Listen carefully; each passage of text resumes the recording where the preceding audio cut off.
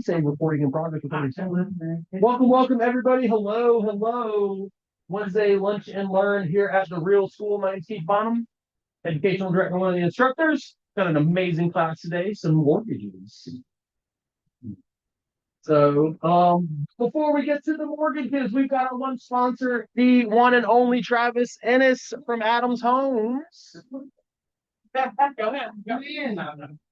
Morning, everybody. And you need this up, brother? You need anything up on here? No, that's fine. There you go. Check it out. So, real quick, I'm Travis from Adams Homes. Most of you know me already. Dave, nice to meet you. So real quick, in first week of December or last week of November, we dropped pricing, which I hate saying that word, but we did. It's November and December, got to get them off the books. So we dropped pricing. We've sold 10 since November 1st. January 1, guess what's going to happen? Back up. So if you want to save 25 grand on a house and get equity when the prices go up, you know who to call. I sell in Sanford, Lillington, Fuquay, Smithfield, and LaGrange. Okay. So we have neighborhoods everywhere and Annandale. We have 8 left in Annandale. If you have any questions, let me know. We pay you 3%. Always have, never stopped. I do all the paperwork for you. It's one of the easiest transactions you'll ever have. So Keith's still with us a couple. I know you guys are working on something. So if you need, let me know. We got stuff to give, got stuff to put in our back pocket. So let me know what you guys need. We always pay closing costs. We're called preferred attorneys. As all builders do. So let me know what you guys need. I'm there every day. We're open 10 o'clock every day except Sunday, Monday is 12. So need anything, let me know. Thanks, guys. Thank you. Thank you. Now for the main event. Miss Heather Newton from Liberty Ridge. So we got to get you a. Yes, I think it's in a tab. Yep, it's on the tab. Right there.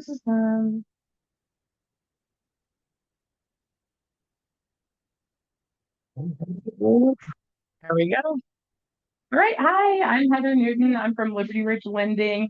We work closely with April's team. We do new construction. Our preferred lenders are Ben Stout and JSJ, but we also do all sorts of retail, any sort of things, manufactured homes, basically whatever you have to offer. Is everyone here like an experienced agent, a newer agent, anything like that? Newer? Okay, good. How long have you guys been agents? Excellent. You do? Yeah. Okay, cool. So I'm sure you have some experience with mortgage transactions so far, especially you got some there. But we're just gonna run through some of the basics. Feel free to stop me at any time with any questions. Some of it might be like, okay, I already know that. But we're just going all the way back to the basics. So why mortgages matter for agents. Obviously, most home buyers use agents. Yes, you will definitely have your cash deals, of course, but having at least a little bit of understanding is definitely helpful, right? That way you seem knowledgeable in the whole sphere of what you're presenting, because we all know it's usually come to you guys first. So you can point them in the right direction with at least a little bit of knowledge. Of course, that's helpful. Obviously, you don't need to know everything because then I wouldn't have served any purpose. But it is a good idea, at least have a base. But a big thing that we see too is managing buyer expectations, because I still see daily practically people wanting to buy a $500,000 house and pay $1,200 a month. So we don't want to be showing homes and then crushing dreams. And then of course, having a good relationship with whatever lender it is you're working with is important to feel comfortable that, sometimes you have to ask a question at 8 p.m. and you don't want to because you don't want to bother them. But as long as you have a good established relationship, your lender is going to respond to you, of course, whenever they want. All right, key mortgage terms. And I have this. If you guys want me to email it to you after, I'll be happy to do that. Principal, the loan amount, the actual amount of funds that you are borrowing. So that's what you're paying your interest on. Interest rates, the cost of borrowing funds as a percentage. Roughly right now, we're in the upper 5s, lower 6s, which is a heck of a lot better than we were this time last year and way better than we were the year before too. So had we been giving this presentation then, we'd be like, we're creeping on 8, but here we are. Much better getting into the 5s.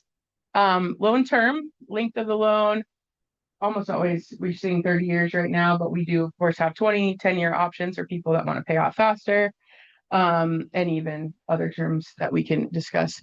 And then the down payment, the amount of funds the buyer pays towards the purchase price at closing. So that includes whatever due diligence or earnest money they pay up front is added in as part of the down payment when you get to closing. Amortization is the schedule of how the loan is paid over time. So when you first start making your payments at the beginning, you're paying more towards your interest than your principal. But as you progress through the 30 years, that changes and kind of flips. When you get towards the end, you're paying more, just like a credit card or things like that, just obviously over a lot longer period of time. Mortgage insurance, which is often called PMI, private mortgage insurance for a conventional loan, or MIP, switch up the letters a little bit, or FHA. It applies anytime you're putting less than 20% down as basically an insurance policy for the lender. Like if you're putting less down, so you might be in a less financial situation to pay it back. So you're going to pay this little bit as insurance. One thing to note there is that FHA loans have it for the life of the loan until you refinance out of it or sell. So even when you get under that 80% mark. Escrow is the account that holds the money to pay your taxes and your insurance as part of your mortgage payment. So if your client is escrowing their taxes and insurance that you're supposed to, the lender will pay out the taxes when they're due for you, and they'll pay out the homeowner's insurance yearly premiums when they're due. So, and you pay like 1/12 of that, so 1 month's worth as part of your mortgage payment. We put it into an account. Our servicer then pays it out when it's due. And then closing costs is what trips up a lot of people. So you're thinking, I'm going to put 10% down, so this is the exact figure that I'm going to bring to closing. But if you did that, that makes your transaction free. So we have to pay you guys, we have to pay the lender, we have to pay the attorney, the appraisal, all those things. And that's often like 2.5 to 3.5% of your total loan amount, which is what you're going to need on top of your closing costs or your down payment. And so I find that sometimes people are unprepared for that extra amount that they'll have to bring, which is great news because when you have a builder that's working great or a good seller, you can sometimes get those covered, which I'm sure you guys know by now. And that tends to be very helpful.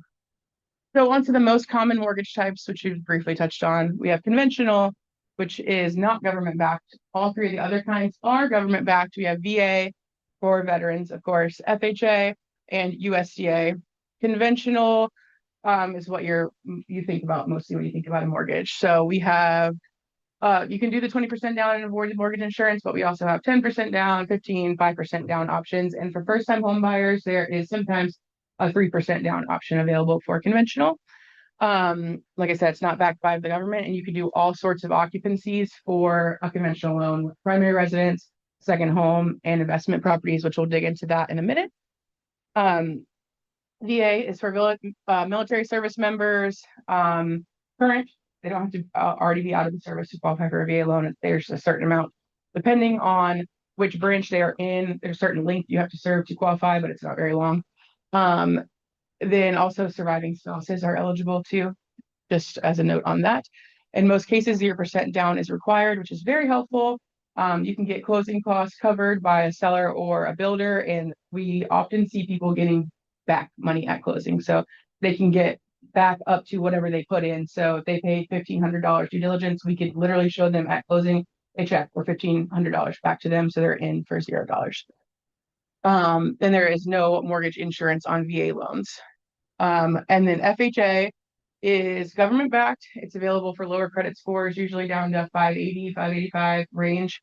The 3.5% down payment is required, and it has to be borrower's own funds. It can be a gift, but like the seller credit or builder credit cannot be part of that 3.5%. They got to find that 3.5% somewhere. That's wrong. There is monthly mortgage insurance. I should have crossed that out. And like I mentioned before, it is for the life of the loan, that mortgage insurance. Oftentimes we see with FHA clients, they'll purchase an FHA loan and then maybe in a couple of years refinance into a conventional loan. Historically, FHA loans are higher interest rates than conventional. However, over the last 2 to 3 years or whatever, we've seen the government-backed transactions have significantly lower interest rates. So right now, we see a lot of buyers that come to us thinking they want a conventional loan, and we're like, let's just show you this FHA option because the rates are significantly better in some cases.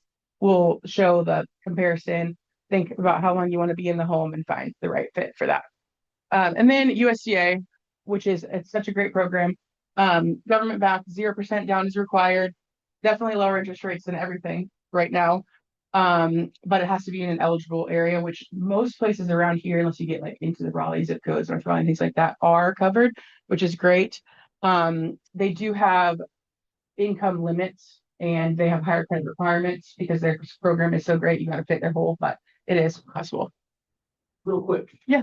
Are you seeing, I'm seeing a small uptick, and it just may be my experience only, in some conventional appraisals coming back subject to repairs, which I hadn't really, I mean, obviously I've seen it in VA and FHA. Are you seeing something similar, or is that just kind of vary by appraisal? I think it would vary by appraiser. Yeah, I do think I've seen that in VA loans more recently.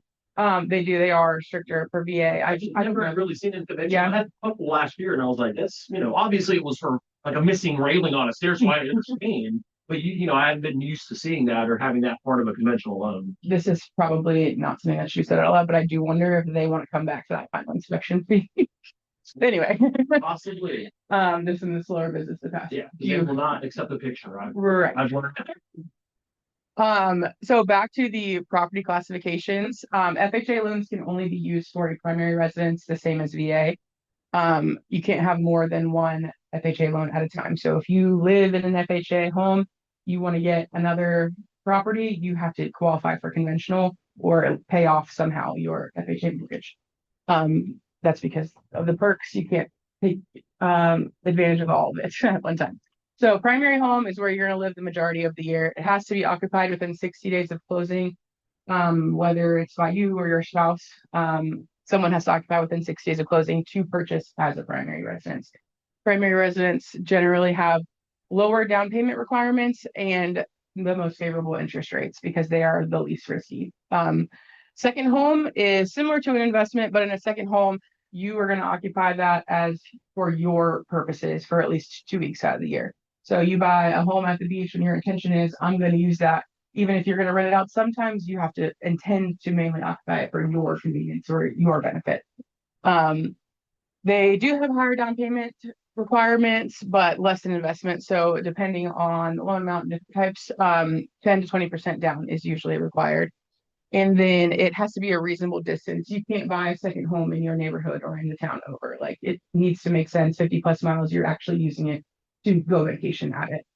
And then we have investment properties, which are income generating. So their sole purpose is to generate income. That does not mean they have to be rented out. It could be you're purchasing for the sole purpose of selling it in a few years to generate income on what you're going to make in between, like the as it gains value. You cannot occupy it to be an investment home. 15 to 25% down payment is required. This could be like a duplex and things like that would be considered an investment home. And then the projected rental income can sometimes be used to help qualify. So if you have a history of being a landlord and your debt to income ratio, you can't handle covering 2 mortgages at one time, but you have a history of renting things, we can, in some cases, use that income, projected income that you'll receive on the property to help you qualify for that loan. And then quickly to note on these, I don't want you to think that you can talk to your clients and say, hey, just tell them you're going to live in this and then we'll get you a better rate and then you can just rent it out, because that happened in 2008 and that's why the mortgage industry crashed pretty much. So there are a lot stricter specifications on that. They will check. They can check up even after closing. They can verify occupancy there if something sounds fishy or whatever, if there's any red flags. So just as a note, we will find out, unfortunately, and your clients will have to qualify for what the actual intent is. And some qualifying factors of things that we're looking at when we're working on getting your people pre-approved and then approved once they're under contract. We're looking at credit, your history of paying bills on time. With the application comes the full credit report, so we can see the liabilities, we can see payment histories, we can see prior bankruptcies, things like that. The credit score shows how safe it is to lend to someone. Higher scores tend to almost always equal better rates, easier approval. And then the main thing is that you can establish like a safe, responsible credit history. The ability to repay your mortgage is the most important part of qualifying. Same with your income. We're looking to see steady and reliable income. We'll verify that with pay stubs, W-2s, tax returns for your self-employed clients. There are other ways too with non-conventional mortgages where we can verify them with bank statements. So if your clients are self-employed and they like to hide all their income and not report it, we still have options for that. We can get their bank statements and have a program to run it through where we'll see their deposits coming in and we can derive income that way rather than strictly what they report to the IRS. Then the more stable the income, the stronger the approval chances. We're looking at salary, hourly, bonuses, commissions. One thing to note about that is bonuses and commissions, we have to show a history of 2 years for that in most cases, to use that income for qualifying. So if you have someone that has just switched from a salary job to a commission-only job, they have no income to show, right? We don't have any history of of commission income. So we don't have anything to prove that they're going to make this commission income to qualify. And then assets is the final thing. Whatever they have, checking, savings, retirement. They may be getting gift funds from their family, which is great. Good for you. Love that for you. We just need to prove that they are legally owned by the borrower and legally sourced, which would be showing a gift letter from the donor or the ability to give it. Having extra reserves. Reserves are funds left over after closing. In investment property situations, reserves are always required. Second home likes that too. Any extra funds, obviously, are good things. That's just showing the financial cushion of the borrower has. So, why a pre-approval matters and when to get it. Ideally, we find we want to be pre-approved. Your clients want to be pre-approved in the best case before you go show them a property. Like we talked about before, they may tell you that they make all this money and they very well might make all that money, but it matters what we can prove that they make, right? So they want to buy a $500,000 home, but we can't qualify them that high. So we want to make sure that they know what they can qualify for before they go and see this home that they love and fall in love with it. And then you're like, just kidding. We're going to have to backtrack here. So as soon as you get clients, I would suggest, I personally wouldn't show anyone a home, but I would also understand you gotta you gotta satisfy your client too and make them work with you. So anyways, the earlier pre-approval, the better, of course. It also helps find issues early. So maybe they have some late payments reporting on their credit report that they didn't know about, and that's what prevents them from getting approved. The earlier we find that out, the better, and we can take steps to help them get rid of those or put them in touch with the people that can help them with that. That way, 3 months down the road, hopefully it's gone and you can close on whatever sale you want. It helps you move faster because if you're pre-approved and you've seen a home and 3 other people saw that home today too, you already have the pre-approval letter, submit it. Here, we're good to go. This is signed off on. We're all set. Like I said, get pre-approved before the home search, and the pre-approvals give everyone some clarity. It gives the buyers more peace because they know that they have someone they can go to for their financial questions, and then it makes the transaction as a whole smoother. I won't go through all this unless you really want me to. This just breaks down the steps of the mortgage process piece by piece. Obviously, you start with pre-qualifying. You guys find the home, go under contract. We get it through underwriting, get the docs, get everything nailed down, get it through closing, and we're all set to go. Should be very smooth. We can do 30 days is the standard. We can close in as few as 14 days if everything falls into place, right? If we can get the appraisal and the title work done in time, we can probably push everything else through fast enough to get it done. So just quickly, what we do ask for when we're working towards a pre-approval, the pay stubs that we talk about, we prove the income, we prove the assets, we prove that their legal name, and including the credit report, any obligations like that. Look at the income ratio, make sure it's in qualifying range. Quick tip for just something to think about when you have clients that are moving here from out of state. So if they live in Maryland and they work in Maryland and they are not a remote employee, their income is not going to qualify them for a primary residence in Raleigh, right? They can't work in Maryland at their office building and live in Raleigh. So just a heads up to that. If you know you have a client coming in, they need to either already have a job offer, be expecting a job offer, can get their hands on it, have some sort of other type of income, VA disability, retirement income, things like that aren't employment location specific. And if their employer will confirm they're remote, that is good to go. They can work from anywhere. So some common buyer misconceptions and how we can address them. I need 20% down to buy a home. We've already talked about that. That is a common misconception, but that is obviously not the case. We can, like I mentioned, as low as 3% down in some cases, get people into a home. Well, zero even for VA. So my credit has to be perfect. So Reality, FHA, and other programs allow for the lower credit scores. Even people that think their credit might be questionable, I would encourage you to send them to a lender to get them pre-approved, because honestly, it might surprise them and you that they can qualify, or there may be a program that fits their needs, even if it's not what they thought would fit their needs. And then if there are issues, we have credit repair people that we can contact you with, and we have a limited credit repair knowledge too that we'll pass along and just get them in the right direction. At least maybe it's not a sale for you next month, but in 6 months or whatever we can do, and we'll stay with them through the process. I should wait until rates come down. Reality, and I'm sure you guys know this, everything around here is appreciating mostly. So the higher purchase price equals higher loan amount equals higher monthly payment, even with a lower rate in a lot of cases. And we've already dropped significantly. And those people that didn't want to buy last year when the rates were 1% higher, if that house is appreciated $60,000, which in some cases it very well has, their payment is probably even going to be more than it was because of the higher purchase price. The lender will tell me exactly what I'm approved for. I don't need a budget. Based on that, just because we can qualify for you for something does not mean that's what you're comfortable paying. We show you what you can pay based on the documentation you provided us, not what you want to pay. So just because you can qualify for that $500,000 loan, you might not want to make a $2,400 a month payment. Your payment is more comfortable at 16, 17. So that's why we want to find your budget. We will, when we send pre-approvals, we ask, what do you have a property in mind already, or at least a location and a rough price point? Okay, I think it's 250. Great.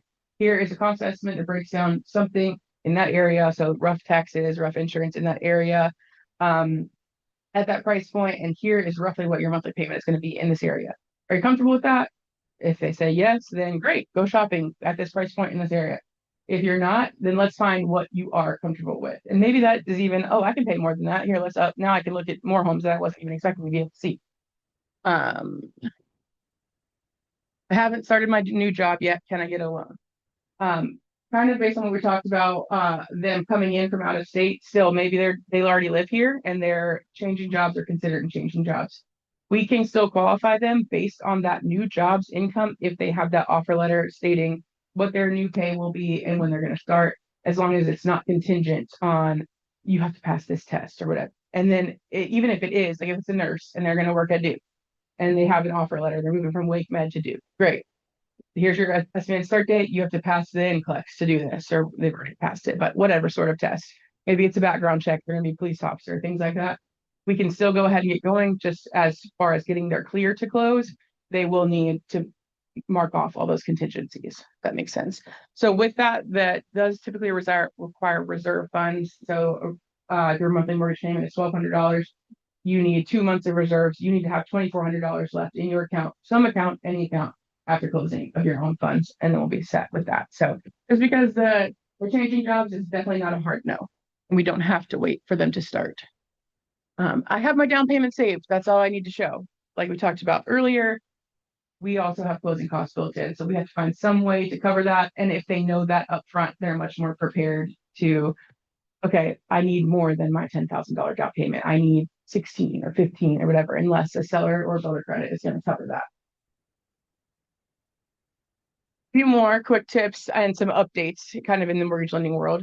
USDA previously, up until earlier this year, was only lending on brand new manufactured homes, which in this area, we have a lot of manufactured homes spread about. Now they will do already existing manufactured homes. They don't have to be brand new, which is in rural areas. There's a lot of manufactured homes. That's pretty helpful.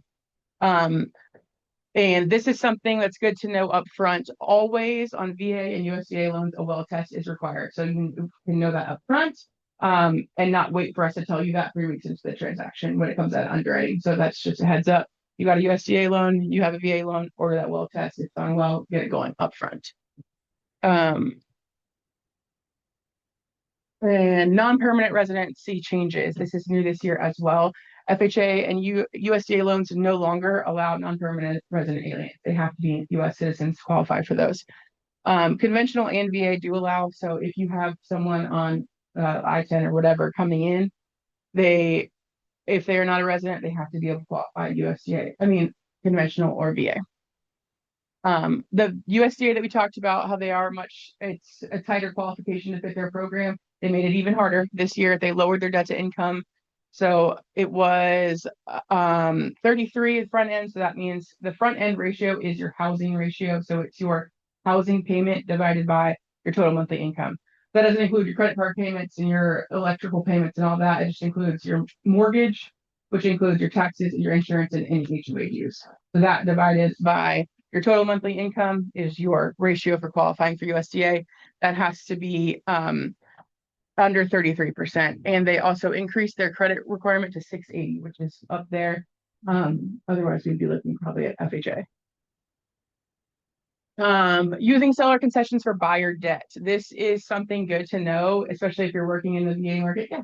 Do you know why USDA tightened it? Were they seeing like delinquencies and stuff? I don't know for sure. I would imagine like USDA has a certain amount of funds allocated every year, and it might be that they were exceeding them early.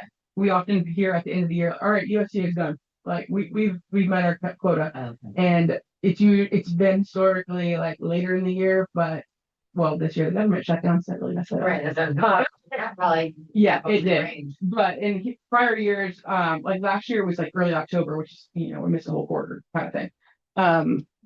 So for that case, I think they're probably just trying to narrow it down. I don't know for sure on that though. But on the using concessions for buyer debt with a VA loan, it's the only one you can do it. You can literally take a large builder credit and pay off someone's $6,000 credit card debt. Yeah, I'm doing that right now. Yeah. I just Like- had that too. I had to like specify it in the documentation, like $23,000 in closing costs where X is being allocated for Right, the exactly. debt payoff, for buyer debt payoff at closing, and X allocated for closing costs. Exactly, because VA has a 4% limit on seller concessions. So that 25% or $25,000, that's a lot if you're buying a $250,000 house. Right. So that exceeds your 4%, but paying it towards credit card debt doesn't count towards that. So that's why you have to break it out separately and be like, this is going here, this is going here, our 4% is met. But we had personally someone closed like 2 weeks ago that they brought $0 to closing. We paid off $6,000 of their credit card. And like that's huge. Not only did they get into their home for free, but they got money back and they're in a better financial situation as a whole. Yeah. So that can only be done for VA loans. But if you have a VA client, just keep that in mind as something that is a huge inducement to purchase because it's illegal, but a big selling point. We talked about this too. You can use this knowledge to serve your clients. Obviously, you don't need to be a mortgage professional. That's the mortgage professional's job. Having a general, making yourself look more knowledgeable about the whole real estate industry as a whole just makes you look better, makes you feel more comfortable, makes your clients feel more comfortable, which is everyone's ultimate goal. And one other program that we have is a 100% down or 100% FHA loan. So yes, the FHA loans do require 3.5% down. We have a program that covers that 3.5%. It does come with a higher rate. It's slightly higher rate. It's still not astronomical in most cases, but that still gets them in just like they're not making a down payment. There's repayable and forgivable options. There also is a 5% down option. So that would cover not only the 3.5% down payment, but most of, if not all of the closing costs also.